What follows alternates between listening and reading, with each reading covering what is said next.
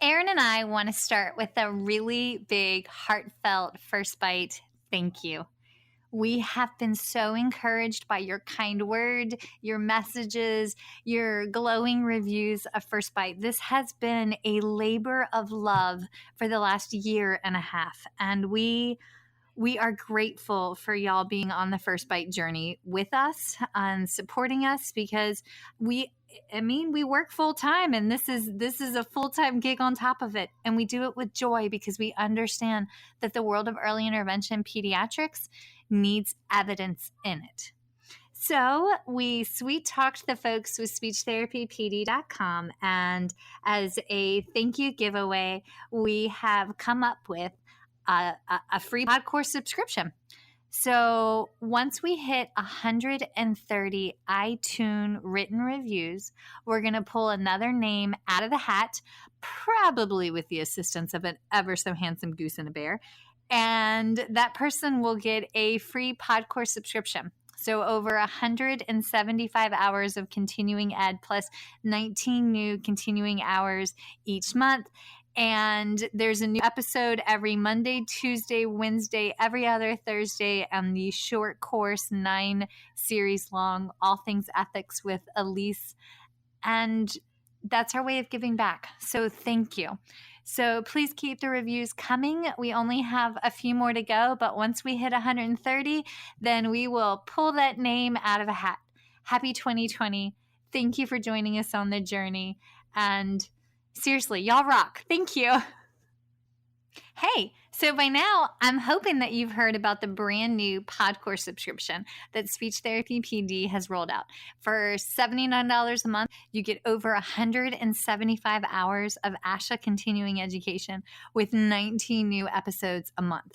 That's fantastic.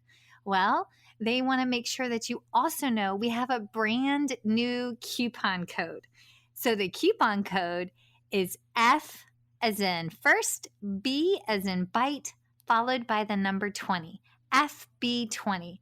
And that brand new coupon code will give you $20 off the pod course subscription. So you get 175 hours of continuing ed plus an average of 19 new hours a month, all for $59 a year. And we cover everything from early intervention to schools to adults to ethics. So be sure to type in F as in first, B as in bite, and then the number's 20. Enjoy your coupon, or as my kinfolk say, enjoy that coupon.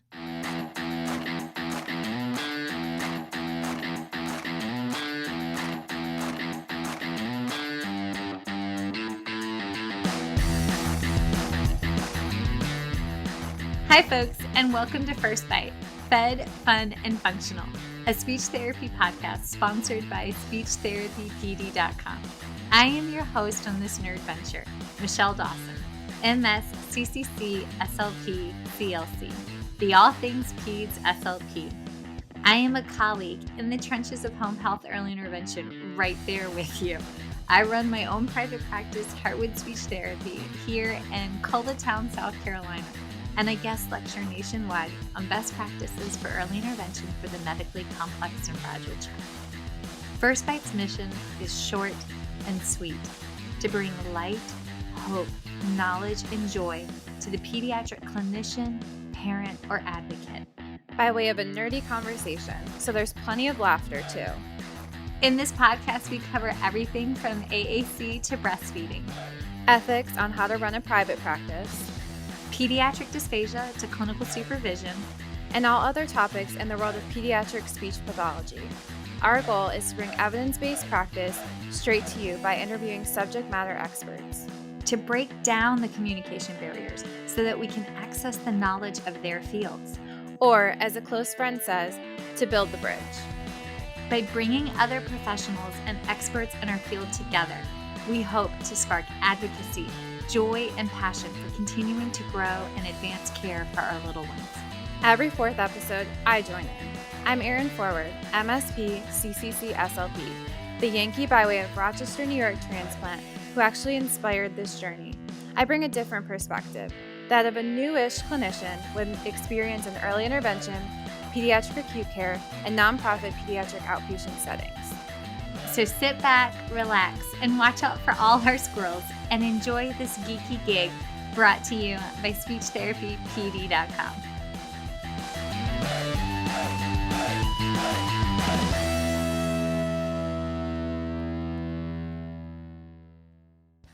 Hello and welcome back, y'all.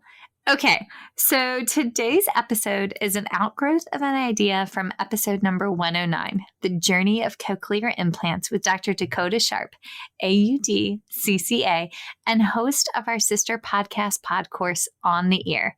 Because in that episode, we mentioned ever so briefly the branch of speech therapy geared towards rehabbing individuals with hearing loss via audio-verbal therapy. Okay. We're going to use some terms that I honestly don't know how to pronounce them and what they mean because, y'all, I am a Virginia girl, and the schools that I attended were amazing, but they didn't focus on the AVT and LSL.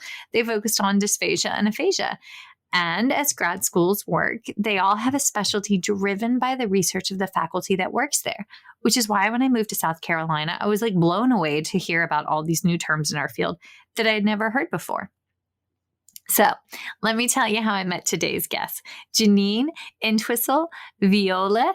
Did I do it right? Viole, but close. Viole. Yes, almost. So close. MSP, CCC-SLP, LSL certified AVT. Y'all, when I knew her, she was just Jenine. So fair. When we met, I had just had baby Bear. I mean, I think he was still in his helmet. And I was working PRN at a local hospital 2 days a week while working 3 days a week in the world of early intervention. And she was a second-year grad student interning at the same hospital. She was an absolute joy and was so gracious. She wasn't my intern, but, we still interact and sit next to each other to type our notes. And I was blown away when she said she wanted to specialize in AVT. I was humbled because, I hadn't even heard of this branch of our field that she spoke so passionately about. Y'all, Jenine is the embodiment of the notion that we need to learn from our peers, even those younger than us, because ageism is a thing. So chuck ageism to the side. All right. So we kept in touch over the years. Thank you, social media and Instagram and Facebook. And she recently shared that she achieved her long sought after goal. And I thought, yes, let's shine her light.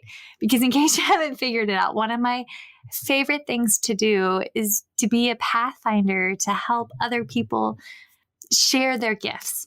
So here we are. So hi, hello. I'm so happy you're here and I'm ridiculously proud of you. And now I just want to know, is Sweet Dennis going to be a therapy dog? Because I need to cuddle with him. I hope so. He will be, when he's 12 months, I think I can start the therapy dog process. So that's the plan. I would love that, to volunteer at a local hospital with him. Nice. Okay, y'all. So y'all don't know, but Dennis he's the perfect golden doodle, and he's fluffy and cuddly, and yeah. I'm girl crushing Dennis because, dog just peed on my laptop while hugging Christian, and I feel like Dennis wouldn't make the same bad choices. No, he does not make those choices. I blame her Lasix. Bless her heart. Okay, so we have so many questions, and I know we'll get to them, but tell us a little bit about you. How did you become a speech pathologist? How did you pick this specific branch? Fill us in on the backstory, lady. Well, thank you, Michelle, for having me. I'm excited to get to catch up with you. So I started off with an interest in speech pathology from, actually, my mom introduced me to the field, and she's a physical therapist. And so I started shadowing speech pathologists in high school, and then knew going to undergrad that I wanted to pursue speech pathology as a career. So my major was in speech, language, and hearing sciences from the University of Connecticut.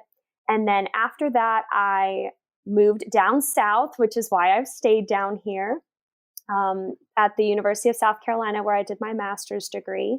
And then I finished my master's degree as part of the Auditory-Verbal Therapy track. So with an interest in working with children and families, the children who are deaf and hard of hearing. So then I went on to completing my CF with a private practice in Lexington, South Carolina, and moved up to North Carolina with my now husband and live in Winston-Salem and continuing to work with a private practice. And I'm right now working with Pediatric Speech and Language Services. And the two owners of the company are both also LSL certified. So I've had a lot of great support through them, and communicating with the other therapists locally and with the local cochlear implant teams. That's awesome. How is there like a registry? Because I know that there's a registry if you are looking to see if you can find like a BCSS specialist near you. Is there a registry for the LSL certified SLPs? Yes. So you have to go through the AG Bell Academy, and that's how you get the certification to become a listening and spoken language specialist. You have to meet the requirements through the AG Bell Academy and pass the exam. So there is a LSL lookup if you go on the AG Bell Academy website. A LSL lookup. I love that. Okay, you can find one in your area. Yes. Okay, but like how many are there out there? Not that many. It's an international certification. So they do global courses and conferences. And the most recent one they had to do online because of COVID, but they have it all over the world. And there's a good bit. There's a handful in North Carolina. Chapel Hill, the Children's Cochlear Implant Center, is absolutely incredible, and they have some of the best people in the state there. There's less in South Carolina, but I think that has to do with the amount of cochlear implant teams and just the resources and funding available. Yeah, because I know when I was starting my BCSS application journey, there was like less than 300 BCSS SLPs out there. And I know that that's grown, but like, I feel like there might be a little bit less of y'all. I know there's less than 50 in the state. I know there's a lot less than that in South Carolina. Yeah. Oh, and most of them are either at MUSC or USC. Yes. So, folks, if you want to pursue this, you can probably find an amazing job in one of the Carolinas. Hint, hint, hint. Okay. So then let's take it from the top. What is the process for becoming an auditory-verbal therapist? What does that mean? And can anyone get certified? So not just anyone can get certified. You actually have to have certain academic requirements. So that is either a bachelor's degree or a master's degree in audiology, speech pathology, or deaf education. And that was something that I didn't know. I didn't know that I had to go to speech pathology in order to become an auditory verbal therapist. So you can actually, as long as you have a background in deaf education, working with children who are deaf and hard of hearing, and have some, degree in that area, you can actually apply for the LSL certification. Okay. Well, okay. So what is auditory verbal therapist mean? So there are two different types, which you may or may not know. So the acronym LSLS is a listening and spoken language specialist.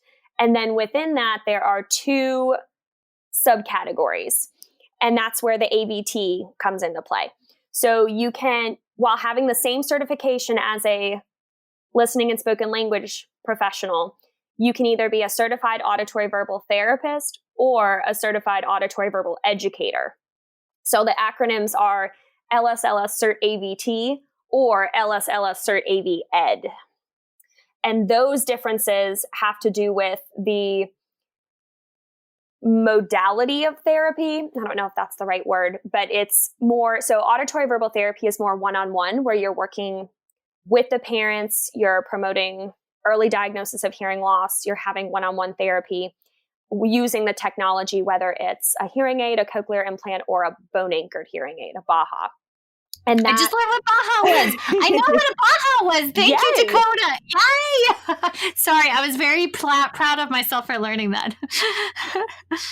Well, that's something that not everybody knows what those are. So that's another one of the options for amplification for children who are deaf or hard of hearing. And so the auditory verbal therapy route, which is the one that I'm more familiar with, since that's the certification that I have, is working with the parents and the caregivers. So you're really, the main principles of that are guiding and coaching parents. So it's a lot of what we do overlapping, Michelle, with early intervention, because the parents are the primary teachers for the child. And so what you're doing as an auditory-verbal therapist is helping guide and coach these parents to use techniques and strategies for developing listening and spoken language. Okay, so you start with the listening spoken language. Is that what the LSL is? Yes, it's called listening and spoken language specialist. So someone who is a LSL is a professional that's met the criteria through the AG Bell Academy and they passed the exam.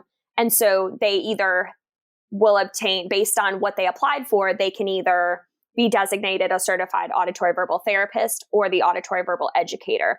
And the biggest difference, I think, from when I've talked to people, it seems like the therapist is based on the number of experience hours that you have. You have to have a certain requirement in order to apply. And so auditory-verbal educators can work with children in the school system where the parents may not be present.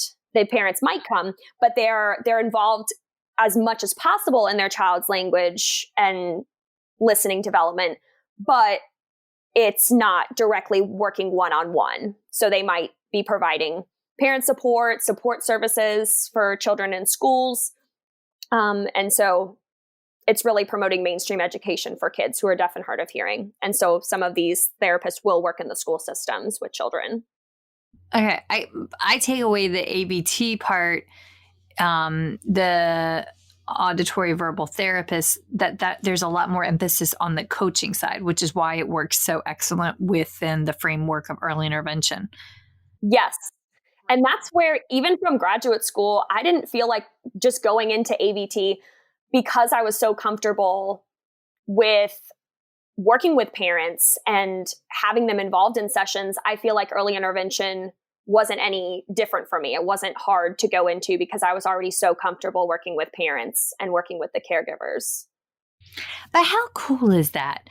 Because, I mean, I distinctly remember I've seen this shift away from when I was in grad school. We would take the kids and leave the parents, right? Like it was direct one-to-one services with the patient. And then you'd have like a brief synopsis interaction afterwards with the family. Hey, we worked on this. This is their homework for the week, right? But the huge shift towards our focus is on parent coaching and parent engagement. The outcomes are so much more profound. And I feel like you quantifiably shrink the duration of services via that approach. But that's hard. That's hard because for those of us that are older that were trained one way to go from direct service delivery model to parent coaching and engagement, that's a huge mind shift. So that's a conversation for another day. Absolutely. That's okay. Okay. All right. So here's how I interacted with AVT the first time, and you'll appreciate the honesty of this. All right. I got a referral for a kid, and I was working home health early intervention for a private practice. I feel like the same private practice that you once upon a time worked for. And I'm out there doing an eval with a little one who is bilingual and had Down syndrome, and they called me in because there was feeding issues, right? And then I get there and come to find out the child has moderate to severe hearing loss, right? And they've asked me to come out to address the pediatric feeding component, right? And I'm like, well, you need an additional therapist. So through the interpreter, who was amazing. Oh my gosh, I love this interpreter. There I am trying to do a little bit on language, kind of feel out where the kiddo's at while trying to chase the underlying, I think he ended up having celiac disease, which is one of the huge components. The mother told the interpreter that I was doing therapy wrong, that the child needed to sit in his high chair and I needed to cover my mouth and say a word and have him repeat the word back to me before he got a toy. And I mean, the kiddo that I was working with was a little guy with Down syndrome. I didn't speak Spanish. I only speak English and bad English. And he was cognitively between 12 and 15 months. I mean, not the candidate to sit in a chair. And I was like, what type of therapy are you talking about? And then that's when they told me that it was AVT. And I had to do it like our mutual friend who works at the university. I was like, I don't think that's how this works. So I called over to USC and I talked to your former professor who mentored me. And she goes, no. There's a lot of communication breakdowns. But that was my first experience with AVT. And my takeaway was that kids got strapped in high chairs and you withheld toys until they said a word, which was totally wrong. But what actually happens in the session? We'll circle back around to the certification process, but like, what does it actually look like? How does AVT help kids? So the foundation principles of auditory-verbal therapy is to help develop spoken language through listening. So based on your story, it sounds like they were using one of the techniques called the hand cue, where you cover your mouth. And that's not something that's done as frequently as much anymore, it seems like. The important part about that is removing the visual cues, because the thought is that children with hearing loss have been without sound. So say a child is born with a profound hearing loss. It's probably going to be 10 to 12 months before they get that cochlear implant. So they've had no access to sound from birth. So they're already behind, not only from not being able to hear in the womb, but then also from birth on. And while early identification and newborn hearing screeners are improving significantly, there's still a lot that these children are missing by the time they're already missing almost a whole year's worth of listening practice by the time they get their device. And so the thought with that is that the brain can change so much. And with these devices, these kids can do amazing, and they have amazing outcomes with whichever modality is chosen. And so from a listening and spoken language standpoint, the benefit of removing visual cues first is to help the brain focus on listening. So the goal is listen first, then see it, then hear it again. And that can be a great strategy for these kids. And a lot of what auditory verbal therapy looks like with little ones is very much similar to early intervention. It's trying to incorporate listening practice and detection and identification of words and sounds, and pairing that with meaning in natural learning experiences. So that might look like a parent, so the therapist coaching the parent and the parent working on cueing the child to listen. So you might use some different learning to listen sounds with toys for little ones. And that is basically a fancy term for the sound that goes along with the animal or the vehicle, or there are a lot of different ones. And so kind of cueing the child to listen and getting their attention through listening first, and then presenting the sound and seeing how do they respond to it. So in your story, it sounds like they were trying to get the child to listen first, detect the sound, indicate that they heard something, or if they're able to, repeat, and then show the toy that it might be. So you're really making the brain focus on the listening versus the visual system. And it's not that visuals can't be used. It's just that the focus needs to be on listening first to help the brain develop and focus in on that auditory signal that's coming in that's so new to them. So the whole emphasis of AVT is teaching the brain how to hear and process the sounds that are new, right? Like that was what I took away, which I thought that was so profound. And then with Bear, I mean, he didn't hear for 2 years, right? Like, so as a mom of a child that had significant hearing loss, it was amazing to me to see his growth through speech therapy and early intervention, right? But absolutely. That's, I mean, hey, he's still an our kid, but bless his little heart, he can say red and whoop his brother in Uno now. Oh, that's great.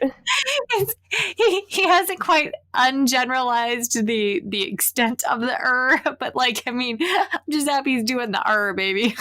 But like, is that a good synopsis of it? Is that you're teaching the brain how to hear to recreate? Yes. And so with AVT, that's just one of the modalities for children with hearing loss. AVT focuses more on the listening component of therapy and having the child listen first in order to help the brain process, whether it's using a hearing aid, a BAHA, or a cochlear implant.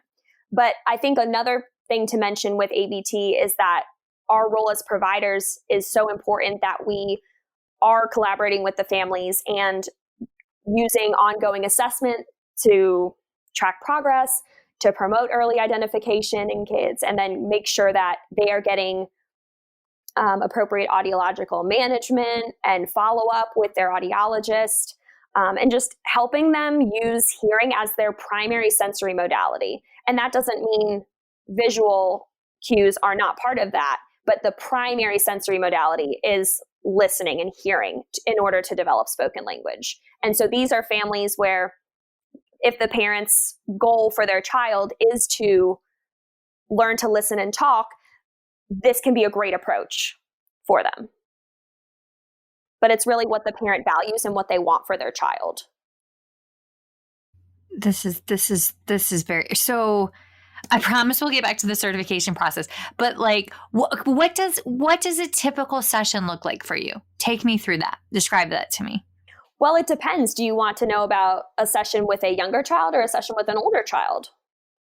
Let's do both, but let's start with the tiny humans because they're my peeps. So for the little ones, it'll focus on collaborating with the parents. So recapping, how did things go in the past week, discussing some of the strategies and techniques that may have worked or maybe didn't work. We want to make sure that the sessions start out with a listening check to make sure that the devices are working, because you don't want to do all. What does that look like? With a listening check? Yeah, what does that mean? So that might mean we are checking the technology to make sure that the microphone is working properly. The cochlear implant companies and hearing aid companies provide families with a listening check, which is headphones that you can check the microphone of the cochlear implant. And you can also listen to the hearing aids to make sure the sound quality sounds okay. We will do what's called the Ling 6 sound test. So that is 6 different sounds that go across the speech frequency range from low to high. And that Ling 6 sound test can give us information if a child is hearing across the speech frequency range or not. So are they responding to sound? So for my older children, they would repeat them for me. So we would start the session with doing the Ling 6 sound test. And for the little ones, we might do it where they're not repeating, but they're turning their head and they're indicating that they heard that sound. And then, so therapy sessions might incorporate some play on the floor with preferred toys. It includes a lot of singing. It includes lots and lots of book reading, very important with books. Books with repetition are great. There are a lot of techniques that we will use. For example, pause time, letting the child have time to process. We might be singing a song and pausing and seeing, do they start to try to fill in the pause to that? Do they anticipate what's coming next? Are they trying to make any sound approximations based on what they hear? A lot of times, if based on sound development, you're not going to hear the exact sounds produced, but you might hear a child imitate some durational patterns, or they might imitate some pitch. So the super segmentals of speech. So for little ones, it's a lot like early intervention, where we are encouraging that one-on-one interaction. The parent is really involved, and I would be coaching the parent through different strategies and techniques to try with their child. And we would focus on these different principles of auditory-verbal therapy, in addition to parent education and collaborating as a team, whether it's with the IFSP team, if it's with a local cochlear implant team and the audiologist. Here in North Carolina, we have early learning sensory support providers who are trained in working with children who are deaf or hard of hearing. And so they're part of our IFSP team. And so that's a free service to families here that I collaborate with them a lot. And we're working on listening, spoken language, cognitive, and receptive communication goals. I just gotta say, blown away because you're living, eating, breathing into professional practice by working with all these different partners. And like, that is something I know, but that's something that I feel like is so lost in our world that people like you're collaborating with the audiologist right out the gate. I mean, you know, firsthand, I'm confident the amazing cochlear, the team that's the otolaryngologist, then you have to interface with their nurse practitioners, their PAs, their nurses. And also I'm kind of slightly overwhelmed by, I'm just imagining a massive data check sheet that you have to keep track of. Is there as much paperwork as I think that there is? Because I'm feeling slightly concerned about the paperwork. Well, I don't think it's not that much different compared to any other speech therapy session I have, because I have a mixture of children with hearing loss on my caseload and children in early intervention. And I work with some children for just articulation. So it's really not that different. Okay. Because I'm just like, whew, that's a lot. Well, the focus is on some different, you're really looking for their responses to sounds as they first get their cochlear implant or when they have their hearing aids for the first time. Because if they're not hearing adequately, they're not going to develop speech and language appropriately. Like you were saying with your own child, you have that firsthand experience while he didn't have, I'm guessing he had more of a conductive hearing loss from ear infections.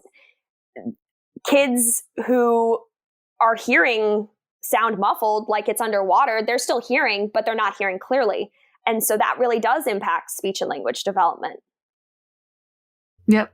He was bilateral conductive hearing loss, but he was preemie with a helmet. He had, let's see, what all has he had? He's due for a supraglottoplasty, but he's had his adenoids out, his palatine tonsils out, 2-3 rounds of tubes, I think. Oh, yeah. And yeah, I'm like, I've lost track of how many sets of tubes this kid has had in his head.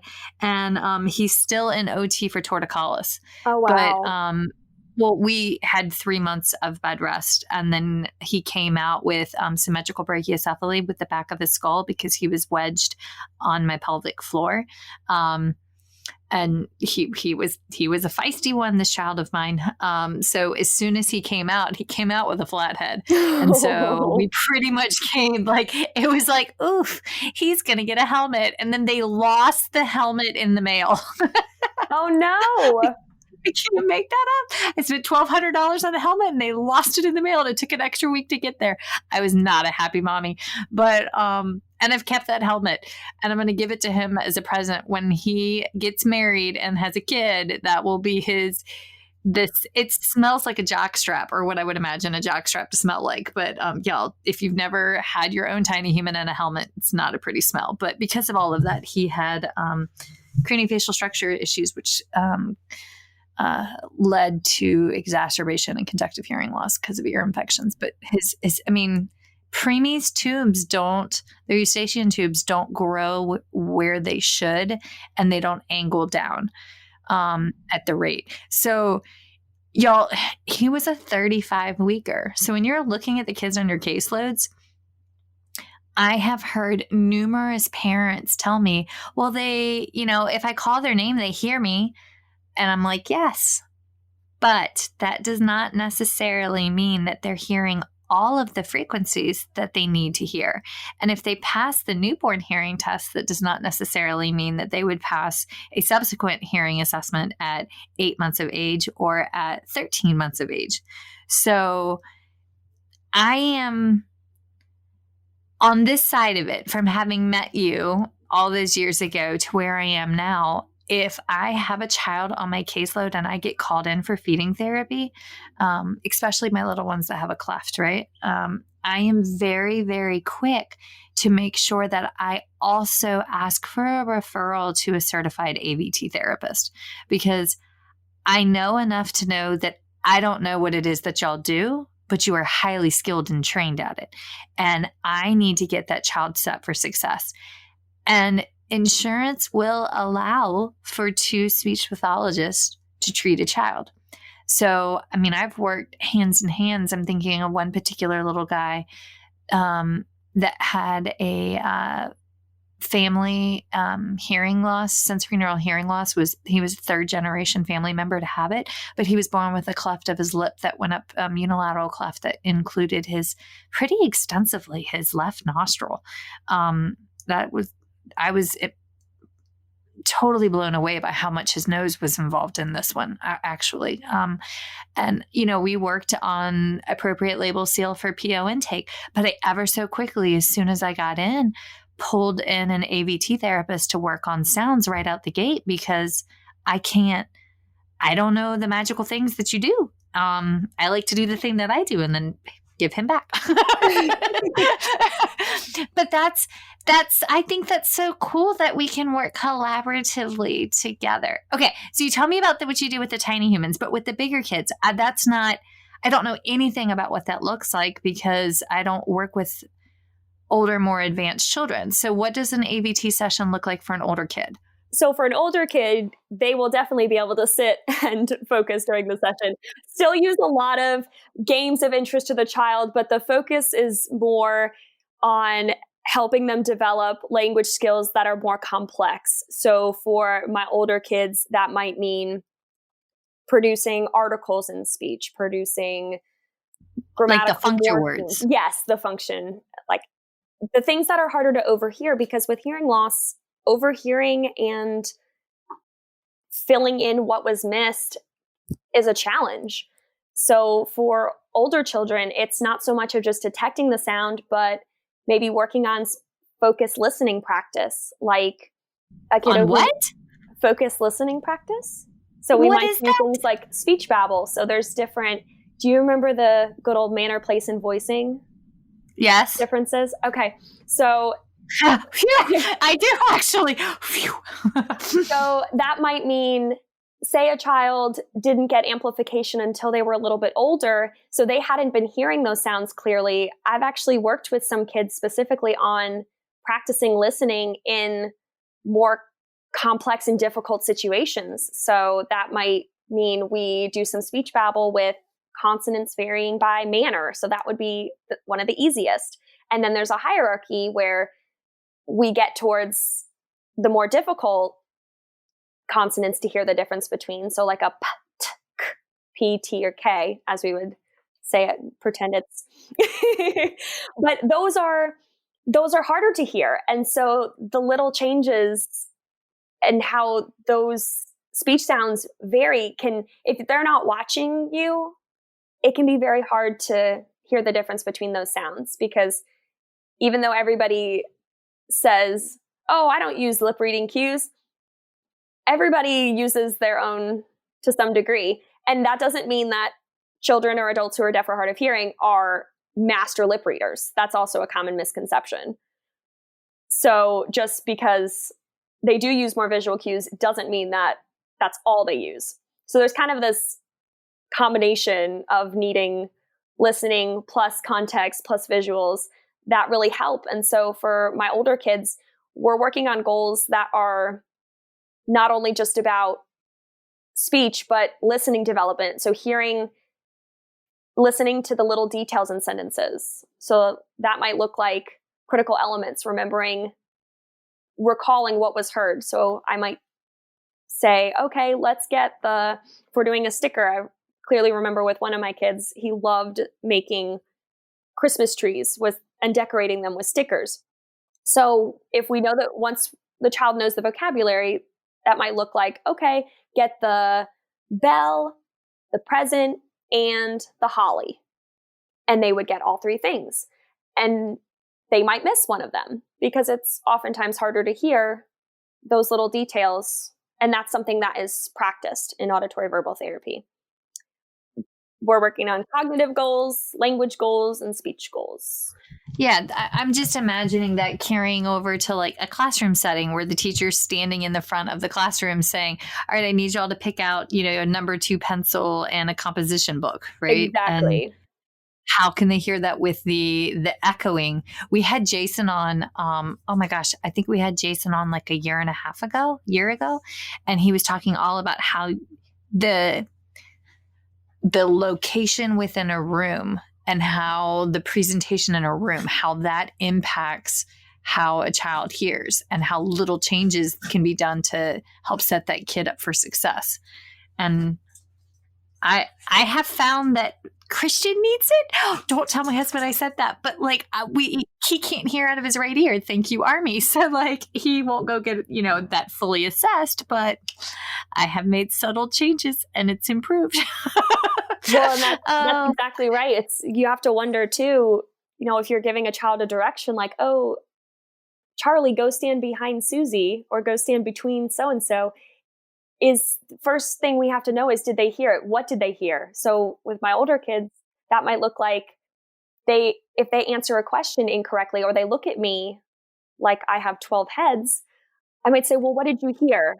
To help them be able to piece that together and develop that self-advocacy, to ask for repetition and to really train the brain to listen for those fine details of speech and language from what we're hearing that you or I kind of take for granted, where they're having to filter out background noise. And as kids get older, now that technology is so prevalent, and even with teletherapy, being within that 3-foot listening bubble is so important for little ones. And as kids get older, they're learning how to listen from a further distance. They're having to increase that auditory demand where there's background noise and there's competing signals, and they're having to listen on the phone, which is harder. It's a harder listening condition. So we'll actually sometimes practice those things it's really individualized based on the child and where they're at, but we're really trying to just close that gap between their hearing age and their chronological age.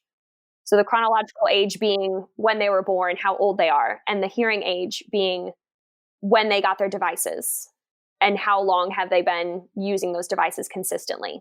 So a child might be 2 years old, but they have a hearing age of 12 months. Oh, that's cool. I've never heard of that term before. It's pretty cool. That's something to really consider, because you can't always compare a child's language abilities to their chronological age if they were born with a profound hearing loss. So you're making more of these comparisons to their hearing age and deciding, where are we at compared to their hearing age. And I use different scales like the Auditory Learning Guide, the Bloom and Leahy. There's another one called the Castles so that's the Cottage Acquisition Scale of Speech and Language. I forget the exact acronym, what it stands for, but I know it's the Cottage Acquisition Scales is what we call it, as the Castles. And so that really dives deep into all these different language types and questions and nouns and modifiers and verb tenses and pronouns, and just going so much more in depth than a general language assessment can do. Because oftentimes we really do have to dive deep into the nitty gritty with some of these older kids to find out where are their gaps in their language or their listening development, and how can we get them and close that gap between their hearing age and that of their same age peers, their chronological age. Okay, so I'm just imagining how many kids I've messed up over the years. Thank you for that. Okay, because in my head, I'm like, oh yeah, we just chalk it up to like, it's a mild hearing loss, but then, we proceed on with our handy dandy PLS 5 and its terrible validity, specificity, sensitivity. And, we're going through a standardized assessment because that's what we're taught to do. But if you've never...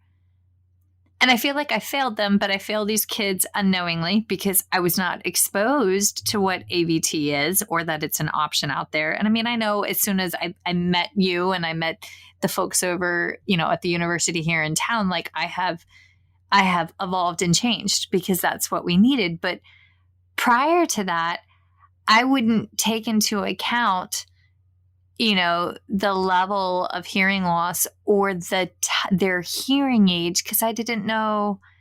I mean, I sure as anything didn't know that hearing age was a term until like now. So congratulations for educating me on that. But well, you don't know what you don't know. I mean, that would be the same thing for me. And I was thinking when you were saying you always tend to refer to somebody who specializes in listening and spoken language, I refer to someone who specializes in dysphagia and all that you do, because that's not my area of expertise. So I need somebody else. I'm not going to say I can do it all, because I can't. I'll be perfectly honest with families when there are feeding concerns. I make those referrals appropriately because I don't feel like I can be that person for them. Yes, but I love the collaboration. I mean, yeah, y'all, it's okay to say, I suck, I don't know about this, because it's not that we suck, it's that we just didn't have the exposure. Self-deprecating humor. I'm working on trying to do less self-deprecating humor, but it's like ingrained in me, and it's really, really hard to not do that. But I hear my kid brother, Uncle Eefy, who's like 6'4" and giant. He's my kid brother, and he's so big. Okay, so we should probably now circle back around to, what is the process to become LSL AVT certified? So it's a pretty extensive process, and it's one that if you are interested in it, it's best to start the process right after you finish your degree, which is what I was doing. During your CF year? Yes. Getting on that as soon as possible, because and they keep changing the requirements. If you go on the agbellacademy.org, they have all of the information. But I do know that the requirements for certification have changed and evolved over the years. So they have the most recent application packet, but that has what it looks like is a combination of, after you finish your degree, that's when you can start to count clock hours. And there are a required number of continuing education hours that you need to receive in order to apply. So the process begins with meeting all the criteria in the application. You submit the application and you wait for a response from the academy. And once your application is approved, then you are allowed to take the exam, which is a standardized assessment now. I remember some of our AVT professors had to go to like New York City to take it, or they could go to California, and it was only offered in certain places worldwide. And now it's one of the criterion assessments that you can take anywhere. So I was able to take it locally in Winston-Salem, which was really nice. Oh, that's awesome. Yes. Because testing screening is legit. I know. I was talking to somebody about taking their praxis exam, and I remember taking the praxis, walking outside and vomiting in a bush because no. I was like I puked just straight up, like unabashedly. The stress had eaten me up, right? And the registrar for the assessment was like sitting outside at the table. He goes, "A lot of kids puke in that bush," and I was like, "That is the grossest thing ever." Well, right, because you could be sitting next to somebody who's taking the MCAT, or somebody who's it's all different things. So yes, basically, once you get approval that you met all the criteria and everything is accurate and correct with the application, the academy will give you the green light to sign up for the exam. And so you need to pass the exam in order to officially become certified. How many hours did you have to take in continuing ed? It was 70 hours of continuing ed. I did more than that, but that's the minimum requirement. So what part of that includes observing a certified listening and spoken language specialist. So I actually spent time out in Wilmington with the co-owner of my company and observe some of her sessions live just to gain some more experience. And so you have to do 10 hours observing somebody else who is already certified, and they have to have their certification, and it has to be active with AG Bell. And then... What do you mean active? So kind of like with ASHA, how you have an active membership, it's the same thing. So you have to recertify every so often and pay dues. Gotcha. Yeah. Cool. Yes.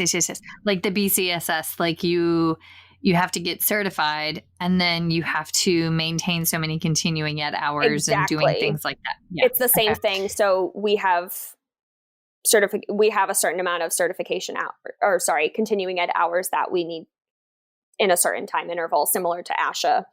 And so in order to apply for the LSL exam, you have to have 70 hours of continuing education, and part of that is observing a LSL Certified. Yeah. Uh-huh. And that can be online too. It doesn't have to be in person. Face to face.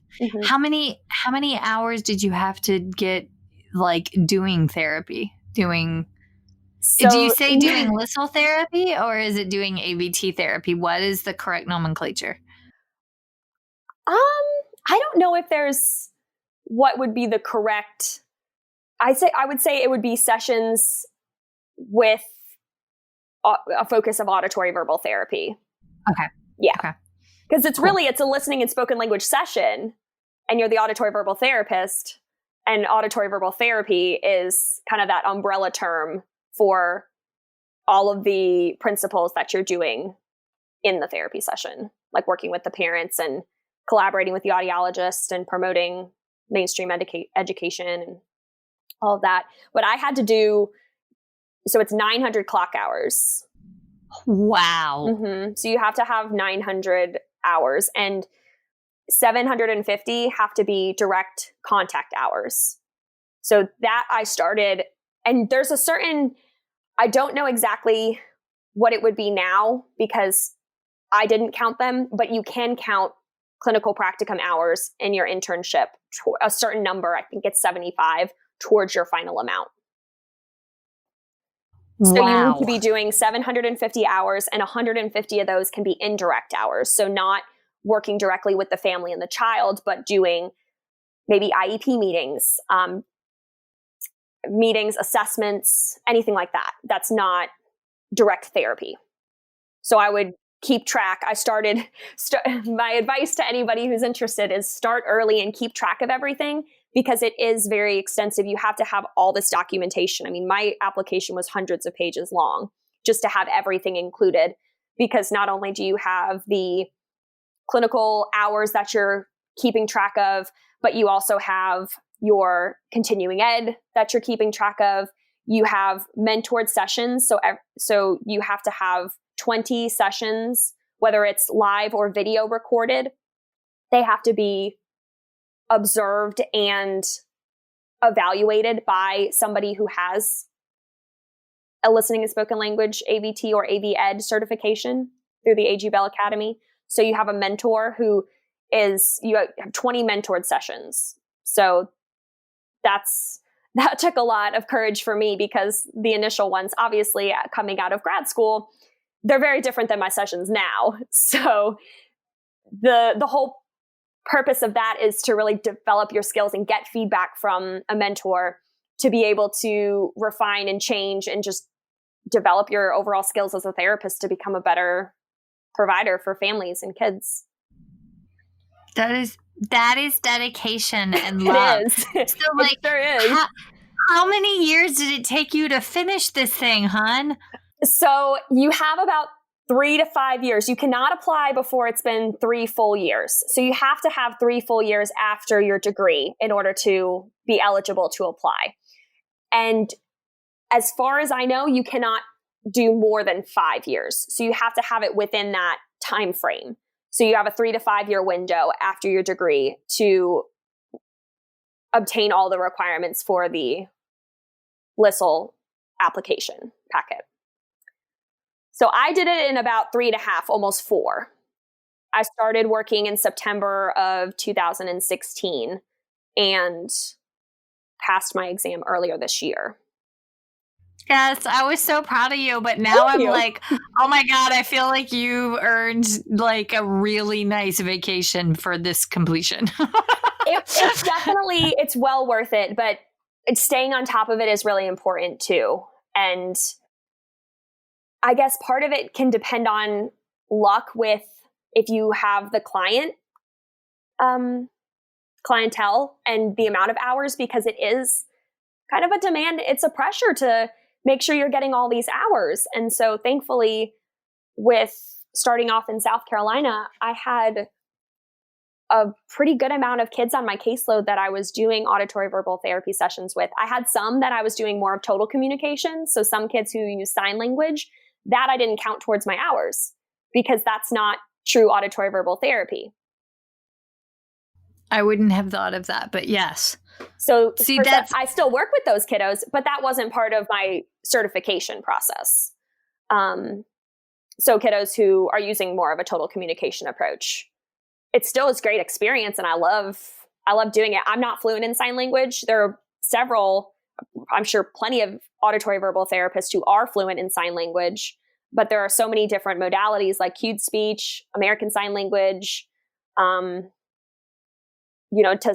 can supplement spoken language. And so it's really whatever the parents want for their child. That there's actually there's a different bill that's been going through state by state where they're trying to force, and I can't remember if it's an AG bill or who's sponsoring the bill, where they're trying to force all children that are deaf or hard of hearing to learn sign language, or to ensure that sign language is covered as their first language. And I've spoken to a couple of folks that were very unhappy about it because they said that's a personal choice. That's a very deep personal choice. And while we should be given the option, it is a case-by-case scenario. And so if you're in a state, just look out for that bill. I mean, the wording is, on the surface, it looks great, but it's forcing people to make a decision that may not be what the individual wants, right? Well, you'll have to send me that. I haven't heard of that. You'll have to send me that information. Yeah. I'd like to see it, because Absolutely. Really the biggest thing with, what our goal is as part of the team for a child who's recently diagnosed is giving the parents all of their options. It's not telling them this is what you need to do. It's educating them and giving them resources and information on all of their options so they can make the best informed decision for their child. And with sign language is a beautiful language. And we often counsel families and tell them, if your child's going to learn sign language, everybody in the family needs to know it.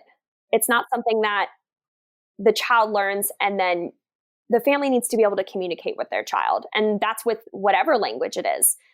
The family needs to be able to communicate with that child. And so majority of children who are born deaf or hard of hearing are born to typical hearing parents. And so that's where a lot of families are choosing cochlear implants and hearing aids or Bahas for their kids and wanting spoken language outcomes for them, being able to learn to listen and talk. But it's completely a family choice. Yes. And I'll pull, ASHA has a copy of the bill because they've, backtrack, part of advocacy, y'all, when you get involved with your state associations and you meet with ASHA has a state liaison for the different regions. So north, southeast, southeast, Midwest, Southwest, South, like California. It has California and the West Coast, right? So when you meet with your small breakout groups, they specifically go through different bills. And this is one of them also. Lead K, that's the name of it. ASHA's model bill, the Lead K bill. Language Equality and Acquisition for Deaf Kids. That's what it stands for. And Jenine, I'm going to send it to you right now in an email. But yes. So, okay, squirrel, look at this. Of course, we went somewhere with advocacy, right? All right. Can you please talk to us a little bit about how, and we have like 5 minutes remaining, how has this changed you as a clinician and how you practice? So I feel that the certification is definitely something that I've worked very hard towards, and it's helped me have a focus and a specialty within speech pathology because it allows me to do something I love and be very passionate about while continuing to be a speech pathologist. So it's fun getting to be an auditory-verbal therapist and a speech pathologist. But I think the certification process is great because you have mentors, and it doesn't only have to be one mentor. I've had many people mentoring me throughout this process and helping me and guiding me, whether it was watching one of my sessions or if it was I was observing them and just collaborating with them, I feel like it's really helped me become a better clinician and kept me learning. So not just finishing graduate school and then forgetting all the speech acoustics information. I'm constantly using speech acoustics all the time. And I'm thinking, oh, okay, I'm problem solving. And that's the fun part. It's not just, oh, child's not responding to, the child is making an error with the vowel E and OO. Well, I know with my knowledge of auditory-verbal therapy and speech acoustics, I know that the vowels E and OO have the same first formant and different second formants. And I'm constantly thinking from a speech acoustic standpoint to incorporate that with speech pathology and articulation and morphology, all of that. So it's really kept me learning past grad school. And I think that's something that I really knew I wanted to do going into the field of speech therapy. I knew I was always going to be learning, but having that certification and continuously working towards it has helped me become a better therapist, because I've had the mentors and guiding. My primary mentor has been amazing, who helped me get to where I am, and getting the feedback and being able to collaborate with someone who's already been through the process as well to become a better clinician, because I'm always open to constructive feedback. And I know I'm never going to be perfect. I don't want to ever be perfect, because I don't think there is such thing. So I know I'm going, it's individualized. Sorry, I was just thinking it'd be boring to be perfect. That's very boring. The whole, yes, no. Let's take our flawed selves and keep pursuing higher ed.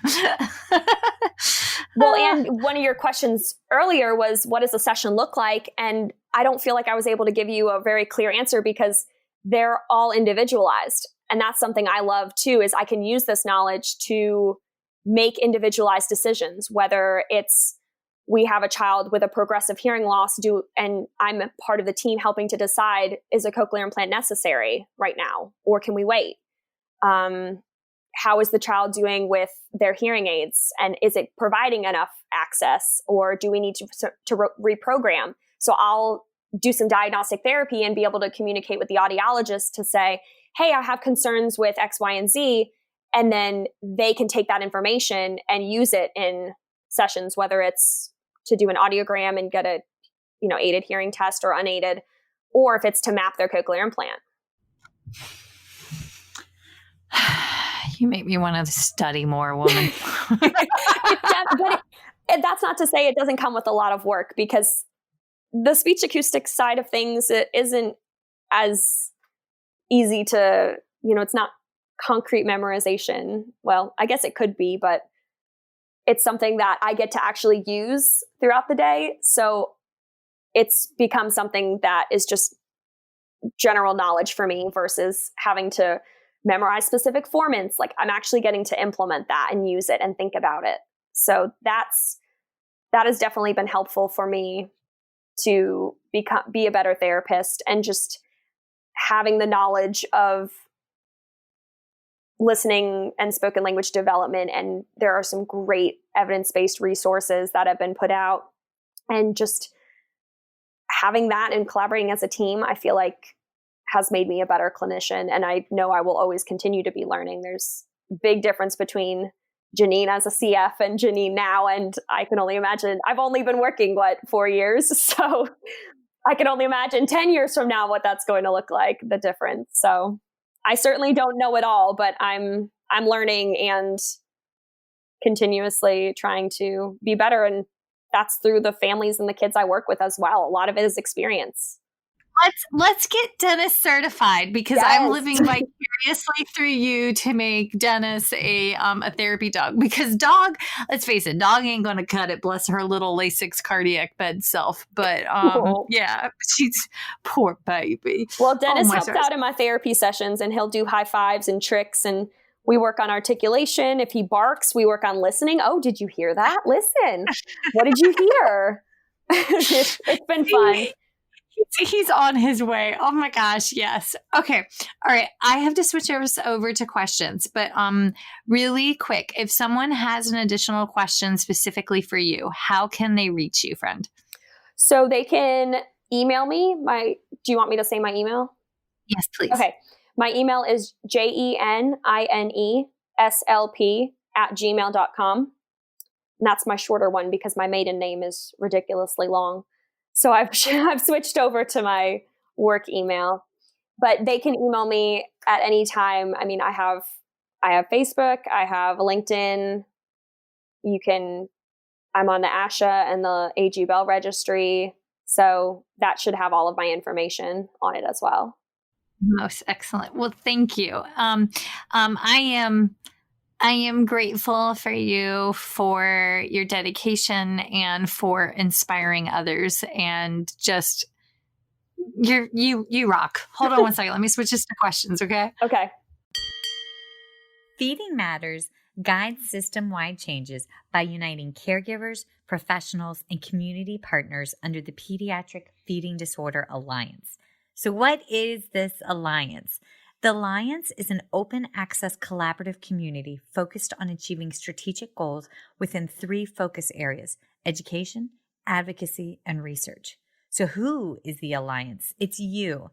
The Alliance is open to any person passionate about improving care for children with a pediatric feeding disorder. To date, 187 professionals, caregivers, and partners have joined the Alliance. You can join today by visiting the Feeding Matters website at www.feedingmatters.org. Click on PFD Alliance tab and sign up today. Change is possible when we work together. That's a wrap, folks. Once again, thank you for listening to First Bite, fed, fun, and functional. I'm your humble but yet sassy host, Michelle Dawson, the All Things Peds SLP. This podcast is part of a course offered for continuing education through speechtherapypd.com. Please check out the website if you'd like to learn more about CEU opportunities for this episode, as well as the ones that are archived.